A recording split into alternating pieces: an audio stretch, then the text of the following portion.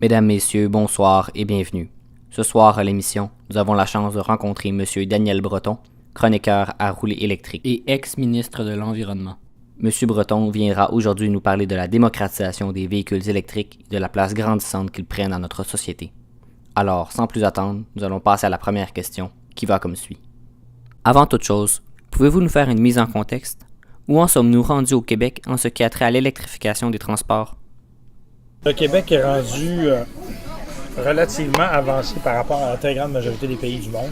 Ça, c'est une chose que les gens ignorent, c'est-à-dire que, évidemment, il y a des pays qui sont hors normes, pareil comme la Norvège, où un véhicule sur 3 qui est vendu est un véhicule électrique. Donc, on est très loin de ça. Mais cela dit, si on regarde dans un contexte à travers le monde, le Québec est en avance sur la France, l'Allemagne, les États-Unis. Donc, tu regardes l'engouement qu'il y a pour l'achat de voitures électriques au Québec, il est réel. Cela dit, tout ça reste marginal. On est dans le 1,5% des ventes. Donc, tout est à faire, mais je comparerais ça un peu, si tu veux, à les téléphones intelligents il y a 12 ans, ou Internet il y a 25 ans. Il y avait une toute petite proportion de la population qui avait des téléphones intelligents il y a 10 ou 12 ans.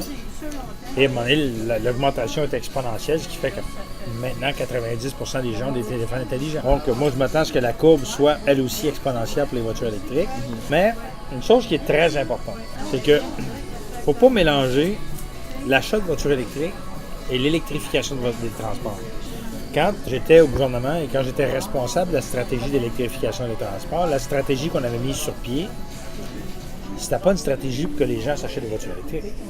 C'était une stratégie qui était beaucoup plus large que ça, qui était une stratégie de développement d'une filière industrielle et économique. Ça veut dire que on avait des fonds pour aider les universités, les chercheurs, les PME, les multinationales à développer des produits, des technologies et des véhicules partiellement ou entièrement électrifiés.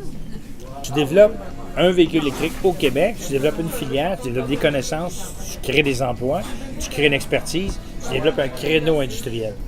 La stratégie d'électrification des transports, c'était beaucoup plus vaste que de simplement dire on propose aux gens de s'acheter des voitures électriques faites ailleurs, puis les branches sur nos bornes qui vont être alimentées par de l'électricité québécoise. Ça ne crée pas beaucoup de jobs. Les libéraux sont arrivés au pouvoir, puis ils l'ont sacré au vidange. Ouais. Pouvez-vous nous expliquer quelles sont les forces et les faiblesses du système actuel? Le Québec a plusieurs forces. 1, on a beaucoup d'électricité, facilement accessible. 2, notre électricité est, toute proportion gardée, à peu près la moins chère d'Amérique du Nord, alors que l'essence est parmi les endroits au Québec où l'essence est le plus chère. Donc, ce que ça fait, c'est que c'est vraiment plus avantageux d'aller vers une voiture électrique que de rester vers une voiture à essence au Québec. Ensuite de ça, 99% de l'électricité au Québec est renouvelable. Ça veut dire que d'un point de vue écologique, d'un point de vue empreinte écologique, la fabrication d'électricité au Québec, on est avec l'Islande, l'endroit dans le monde où l'électricité est la plus propre. Donc ça, c'est des forces du Québec. Faiblesse du Québec, je te dirais que le fait que les gens ont cette impression qu'ils ont nécessairement besoin d'avoir un véhicule qui va être capable de parcourir 6, 7, 800 km, ce qui n'est pas toujours le cas. En fait, la réalité, c'est que le kilométrage moyen parcouru par un Canadien, c'est 60 km maximum. Si on ajoute à ça le fait que le Québec est un endroit où il fait froid, c'est sûr que ça constitue un enjeu par rapport à l'autonomie de la batterie en hiver. Pour l'initié, il est évident qu'acheter un véhicule électrique est le bon choix à faire.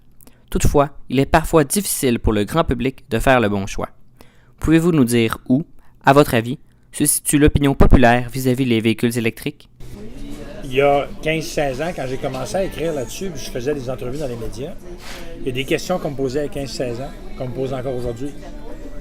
Ce qui te donne une idée du manque de connaissances que les gens ont vis-à-vis des véhicules électriques, du grand nombre de préjugés qu'il y a par rapport aux véhicules électriques, de la grande désinformation qui circule dans les médias par rapport aux véhicules électriques. C'est hallucinant, là. Moi, je veux dire, régulièrement, j'ai lu des choses qui avaient ni queue ni tête sur le fait que, par exemple, au bout de 2 ou 3 ans, il faut que tu changes ta batterie. Ça, c'est un des nombreux exemples. Que une voiture électrique, ça prend des heures à changer une voiture électrique. En fait, il y a des bornes rapides qui fait aujourd'hui que tu pars d'ici, tu t'en vas à Québec, tu te prends un petit snack une demi-heure, tu l'as branché, tu reviens à Montréal sans problème. On en est rendu là. Ça évolue à ce point-là. Hybride ou hybride rechargeable. Mais les gens ont cette espèce d'obsession de dire ça me prend 500, 600, 700 km d'autonomie sur toutes les voitures, alors que c'est absolument pas nécessaire.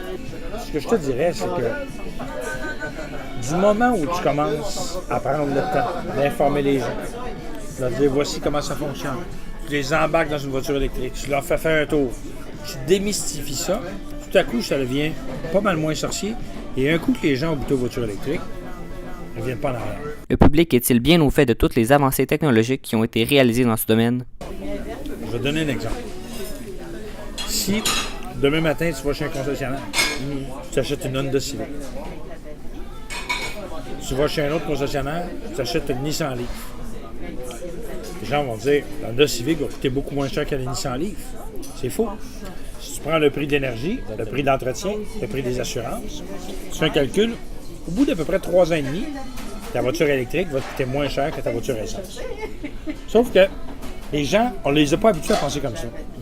On les a habitués à dire ça ne coûtera pas trop cher à l'achat, ça ne coûtera pas trop cher à l'achat, mais à l'entretien, ça va te coûter pas mal d'argent. C'est à ça qu'on doit habituer les gens, à penser à l'ensemble des paramètres et à l'ensemble des coûts de la possession d'une voiture. Quelle place croyez-vous que le véhicule électrique occupera dans les 15 prochaines années, autant au Québec que sur le plan mondial? Dans le monde, ça va être très inégal. En 2009, pendant le sommet de Copenhague, je suis allé au Bangladesh. Au Québec, on est 8 millions d'habitants. Notre capacité de production électrique dépasse un peu 42 000 MW. Au Bangladesh, ils sont 160 millions. Et en 2009, leur capacité de production d'électricité était de 5 000 MW. Fait qu'on s'entend qu'ils ne sont pas équipés pour être capables d'avoir des voitures électriques chez eux, parce qu'ils n'ont pas la capacité de production électrique. Donc, des pays comme le Bangladesh, plusieurs pays d'Afrique, ne pourront pas aller vers les véhicules électriques à court ou moyen terme. L'Europe, le Japon, la Chine, l'Inde, l'Amérique du Nord, nous, on peut y aller. Non seulement on peut y aller, mais avec la baisse du coût des batteries, ça va faire qu'autour de 2022, une voiture électrique va te coûter à l'achat le même prix qu'une voiture essence.